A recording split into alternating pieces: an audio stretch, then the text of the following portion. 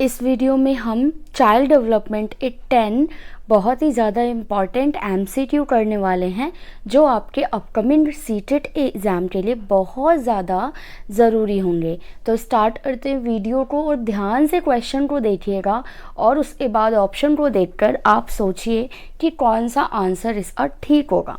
तो question number 1 है, विकास है यानी डेवलपमेंट क्या है, आपको ये बताना है। परिपक्वता, मैच्योरिटी, अधिगम, लर्निंग, क्षमताओं का संश्लेषण या फिर उपरोक्त सभी। तो क्या लगता है आपको विकास क्या है? अगर आपने चाइल्ड डेवलपमेंट पढ़ा होगा फर्स्ट ईयर में भी, तो वहाँ पर आपने वृद्धि और विकास तो पढ़ा ही होगा। तो बताइए विकास क्या है? तो इसका जो सही आंसर है वो है उपरोक्त सभी यानी ऑप्शन नंबर 4। विकास परिपक्वता भी होती है, अधिगम भी होता है और क्षमताओं का संश्लेषण भी होता है। तो इस क्वेश्चन का आंसर हो जाएगा ऑप्शन नंबर 4, उपरोक्त सभी। ध्यान रखिएगा, इन क्वेश्चन के माध्यम से आपको काफ़ी सारा कॉन्सेप्चुअल नॉलेज भी मिलेगा। तो ध्यान से देखेंगे क्वेश्चन को। सेकंड नंबर क्वेश्चन है कि मानव विकास को ज्ञान क्षेत्रों में विभाजित किया जाता है। जो मानव का विकास है उसमें उससे जो ज्ञान के क्षेत्र उन्हें किस तरीके से डिवाइड किया जाता है। तो पहले शारीरिक होता है, संज्ञानात्मक होता है, फिर संवेगात्मक और लास्ट में सामाजिक। क्या ये होता है? या फिर संवेगात्मक पहले होता है फिर ये तो बिल्कुल ही गलत है। संवेगात्मक तो पहले हो ही नहीं सकता, ना ही मनोवैज्ञानिक पहले हो सकता। तो ये दो ऑप्शन तो वैसे ही कट जाएंगे आपके। अब देखिए फर्स्ट और फोर्थ, सबसे पहले शारीरिक होता है, ये बिल्कुल ठीक है। और शारीरिक के बाद होता है संज्ञानात्मक, ना कि आध्यात्मिक। तो इसका जो आंसर हो जाएगा आपका वो है ऑप्शन नंबर 1। ठीक है, तो इसका जो आंसर है वो है ऑप्शन नंबर 1। शारीरिक आएगा पहले, फिर संज्ञानात्मक, फिर संवेगात्मक और लास्ट में सामाजिक विकास जो है वो लोगों का होता है। नेक्स्ट देखिए क्वेश्चन नंबर 3 कि निम्नलिखित में से कौन सा पहलू शैशवावस्था के विकास के दौरान प्रारंभ नहीं होता। ध्यान से देखिए, आपको बताना है कि जब बच्चा शिशु होता है, शैशवावस्था में होता है, तो इनमें से कौन सी चीज़ नहीं होती है। नैतिक विकास, भावात्मक विकास, सामाजिक विकास या भाषा विकास। सोचिए इस आंसर क्या होगा। देखिए कितना आसान है, थोड़ा सा दिमाग लगाइए कि जो छोटा सा शिशु है उसके अंदर कोई भी नैतिक विकास कैसे हो सकता है। उसको क्या पता कि नैतिकता क्या होती है, बड़ों का सम्मान करना चाहिए, सच बोलना चाहिए, ये सारी नैतिकता उसके अंदर नहीं आ सकती। तो ऑप्शन नंबर 1 इसका करेक्ट आंसर हो जाएगा। चलिए अब देखेंगे क्वेश्चन नंबर 4। तो ध्यान से पढ़िएगा क्वेश्चन को कि शैशव में विकास अधिक और बाल्यावस्था में कम होता है और तब बच्चा किशोर अवस्था में पहुंचता है तो फिर ये उच्च हो जाता है। यहाँ शामिल विकासात्मक सिद्धांत है। मतलब ये जो सिद्धांत बताया जा रहा है कि कभी तो विकास तेज हो रहा है, कभी कम हो रहा है, कभी उच्च हो रहा है, कभी निम्न हो रहा है। तो इसका क्या मतलब है कि विकास सभी चरणों में एक समान नहीं होता। विकास में व्यक्तिगत अंतर होता है, विकास निरंतर होता है, विकास अंतःक्रिया की प्रक्रिया है। तो ये जो स्टेटमेंट दी रही है इसको पढ़ के आपको क्या समझ में आ रहा है? ऑब्वियस सी बात है, हमें एक ही चीज़ समझ में आ रही है कि विकास सभी चरणों में समान नहीं होता। आप देख रहे हो कहीं ज़्यादा कहीं कम, तो ऑप्शन नंबर 1 इसका करेक्ट आंसर हो जाएगा। चलिए अब देखिए क्वेश्चन नंबर 5। वृद्धि और विकास के बारे में निम्नलिखित में से कौन सा कथन सही नहीं है। वृद्धि, ग्रोथ और डेवलपमेंट के बारे में कौन सा कथन सही नहीं है, ये आपको यहाँ पर बताना है। तो वृद्धि आमतौर पर मात्रात्मक परिवर्तनों को संदर्भित करती है जबकि विकास गुणात्मक, ये तो सही है।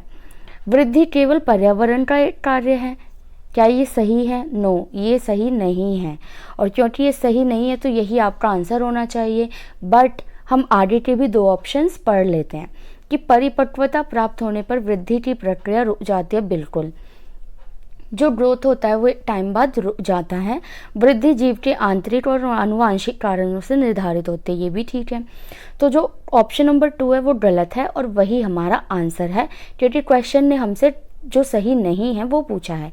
तो ऑप्शन नंबर 2 इसका करेक्ट आंसर हो जाएगा। देखिए क्वेश्चन नंबर 6 पढ़िए। मानव विकास को प्रभावित करने वाला सामाजिक सांस्कृतिक कारक है। कौन सा कारक है भाई? धार्मिक अनुष्ठान, भोजन, वह वातावरण जिसमें व्यक्ति वृद्धि करता है, या समायोजन। तो क्या लगता है आपको, इन चारों में से कौन सा ऑप्शन है जो मानव विकास को प्रभावित करने वाला सामाजिक और सांस्कृतिक कारक है? सामाजिक और सांस्कृतिक में ध्यान रखिएगा, हमारा आसपास का जो वातावरण होता है ना, उसे लिया जाता है। तो ऑप्शन नंबर 3 इसका करेक्ट आंसर हो जाएगा। नेक्स्ट क्वेश्चन देखिए, क्वेश्चन नंबर 7, निम्नलिखित में से कौन सी बाल्यावस्था के बौद्धिक विकास की विशेषता नहीं है? बाल्यावस्था में जो बुद्धि डेवलपमेंट होती है बच्चे की, तो इनमें से कौन सी उसकी विशेषता नहीं है? विज्ञान साहित्य में रुचि, ये तो हो सकता है कि बच्चा विज्ञान साहित्य में रुचि ले। तार्किक शक्ति में वृद्धि, नो। बाल्यावस्था में बच्चे का इतना बुद्धि विकास नहीं होता कि वो तार्किक तर्क लगा पाए किन्हीं चीज़ के ऊपर, तर्क आधारित बात को कर पाए, क्योंकि वो वही बातें बोलता है जो उसे सिखाई जाती हैं। भविष्य के लिए सावधान, नो, ये भविष्य के लिए भी सावधान भी नहीं हो सकता। काल्पनिक भय का अंत, ये तो हो सकता है। अब हमें समझ में नहीं आ रहा कि ऑप्शन नंबर 2 और 3 में से क्या होना चाहिए। तो देखिए, एलिमिनेशन करने का जो मेथड है वो यहीं पर आपके काम आएगा। तो आप देखिए कि छोटा बच्चा है, बाल्यावस्था है, बालक है, और उसके अंदर तार्किक बुद्धि हो रही है, भविष्य के लिए वो सावधान होगा। एक बार वो देखिए, तार्किक बुद्धि तो हो जाएगी, लेकिन भविष्य के लिए सावधानी उसके पास बिल्कुल नहीं होगी। तो ये जो तीसरा है ना, भविष्य के लिए सावधानी, ये ऑप्शन आपका गलत है और यही ऑप्शन आपका सही है, क्योंकि हमसे क्वेश्चन ने विशेषता नहीं है पूछा है, इसलिए option number 3 is the right answer. Next देखिए, क्वेश्चन नंबर 8, और आप एंड में मुझे ज़रूर बताइएगा कि इन 10 क्वेश्चन में से कितने क्वेश्चन आप खुद सॉल्व कर पाए। मेरे बिना बताए आपको पता था कि आंसर ये होना चाहिए। तो क्वेश्चन नंबर 8 देखिए, निम्नलिखित में से किस अवस्था में बालक या बच्चा स्व केंद्रित दिखता है? स्व केंद्रित मतलब अपने बारे में सोचता है। शिशु अवस्था, प्रारंभिक बाल अवस्था, किशोरावस्था या वयस्क अवस्था? सोचिए और बताइए क्या हो सकता है जब बच्चा सिर्फ अपने बारे में सोचता है कि ये मेरी चीज़ है, ये मेरी मम्मी है, ये मेरे पापा हैं। हाँ जी, ये बिल्कुल हमारी सेकेंड यानी कि प्रारंभिक बाल अवस्था। जैसे बच्चा बालक बनना स्टार्ट होता है, शिशु से थोड़ा सा बड़ा होने लगता है, उसको पता चल जाता है कि ये टॉय जो है ये मेरा है, ये मेरी मम्मी है, ये मेरा घर है। तो आप देखते होंगे कि जब मम्मी किसी और बच्चे को गोद लेती हैं तो कैसे बच्चा रोने लग जाता है। तो क्वेश्चन नंबर 8 आंसर हो जाएगा ऑप्शन नंबर 2। आगे चलिए, क्वेश्चन नंबर 9 देखेंगे। निम्नलिखित में से कौन सी किशोरावस्था के दौरान भावनात्मक विकास की विशेषता नहीं है? आपको बताना है किशोरावस्था के दौरान कौन सी इसमें से विशेषता जो है वो नहीं होती है। तो पहला है परिवार में भाइयों और बहनों के प्रति और स्कूल में साथियों के प्रति ईर्ष्या, क्या ईर्ष्या होती है? सेकंड है प्रेरणाओं के लिए संघर्ष करते हैं। थर्ड, शारीरिक विकास और समाज के दोहरे व्यवहार का सामना करते हैं। यस, ये तो बिल्कुल हाँ करते ही हैं। पहचान के संकट से पीड़ित होते हैं। हाँ। प्रेरणाओं में संघर्ष। हाँ। तो जो ऑप्शन नंबर 1 है ना, परिवार और भाइयों में ईर्ष्या वाली भावना तो नहीं होती उनके अंदर, तो यही आपका करेक्ट आंसर हो जाएगा। तो option number 1 is the right answer. Next देखिए, क्वेश्चन नंबर 10, विकास कहाँ से प्रारंभ होता है? वेरी वेरी इंपॉर्टेंट क्वेश्चन है। देखिए, चाइल्ड डेवलपमेंट जो आपका CDP है ना, इसके अंदर से वृद्धि और विकास के क्वेश्चन जरूर आते हैं और बहुत आते हैं। तो ज़रूर से ज़रूर आप इसको पढ़ के जाएँ और MCQ वगैरह प्रैक्टिस करके जाएँ। तो विकास कहाँ से प्रारंभ होता है बताइए? बच्चे के अंदर डेवलपमेंट कहाँ से स्टार्ट होता है? बाल्यावस्था से, प्रसव पूर्व अवस्था से, शैशव काल से या शैशव काल अवस्था से पहले से? बताइए क्या हो सकता है इसका आंसर।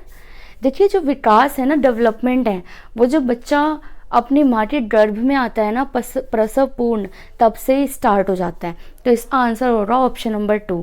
हमेशा ध्यान रखिएगा कि डेवलपमेंट जो है ना, वो जैसे ही बच्चा गर्भ में आ जाता है तब से ही होना स्टार्ट हो जाता है। तो ये आपके 10 MCQ थे CDP के, बहुत ज़्यादा इंपॉर्टेंट, जो कि वृद्धि और विकास से रिलेटेड थे।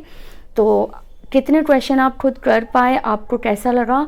और ध्यान रखिएगा, सीटेट का लेवल क्वेश्चन का यही है जो मैं आपको यहाँ पर MCQ प्रैक्टिस करा रही हूँ। तो मुझे कमेंट करके बताइएगा कि आपके कितने मार्क्स आए या कितने क्वेश्चंस आपके ठीक गए।